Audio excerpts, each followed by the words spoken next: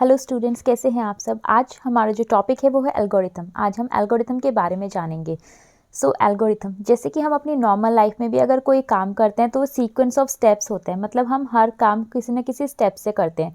जैसे आपकी मम्मा आपके लिए चाय बनाती है, कॉफ़ी बनाती है, तो सबसे पहले आप देखते हैं उन्होंने एक पैन लिया है, फिर वो मिल्क डालती हैं, उसमें वाटर डालती हैं, फिर हम उसको गैस पे रखते हैं, उसमें अपना टी लीव्स डालते हैं, शुगर डालते हैं, फिर हम गैस को जलाते हैं, फिर जब तक वो बॉईल होता है हम उसको पकने देते हैं, फिर हम जब वो पूरा हमारा बन के रेडी हो जाता है हम उसको कप में सर्व कर देते हैं। ऐसे करके हमारी टी रेडी हो गई।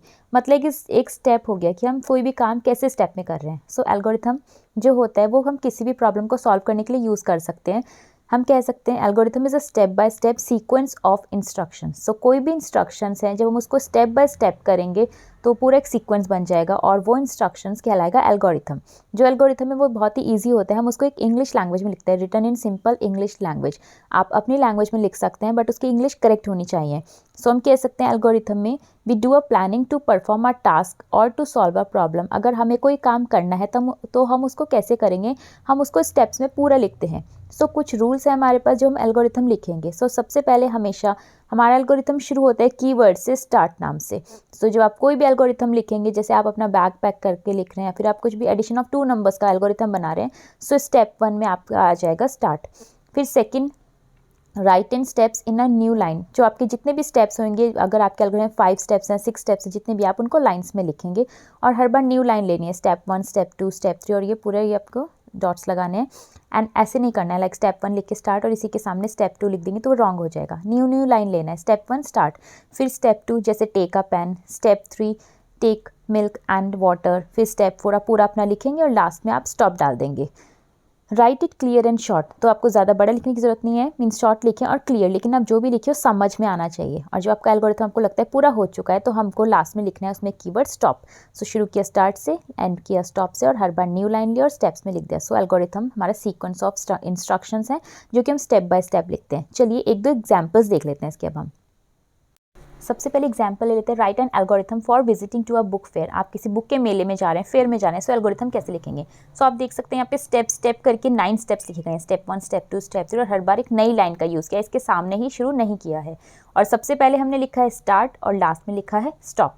उसके बीच में आप जो भी स्टेप्स फॉलो करेंगे, आपने सबसे पहले टिकट काउंटर में गए, फिर आपने मनी दी टिकट वाले को, फिर आपने उनसे टिकट लिया, फिर आपने टिकट एंट्रेंस गेट पे दिखाया, फिर आप अंदर गए, बुक स्टॉल्स देखी और अगर आपको कोई बुक अच्छी लगी आपने उसको खरीद लिया और आप वापस आ गए और स्टॉप। आपका ये एल्गोरिथम में पूरा प्रोसेस आपने स्टेप्स में एक्सप्लेन कर दिया। ये हमारा एल्गोरिथम होता है। दूसरे एग्जाम्पल लेते हैं, algorithm to start your computer. अगर आपको अपना कंप्यूटर स्टार्ट करना है तो वही आपने स्टेप बाय स्टेप लिखा, स्टार्टिंग में स्टार्ट लिखा, लास्ट में स्टॉप लिखा।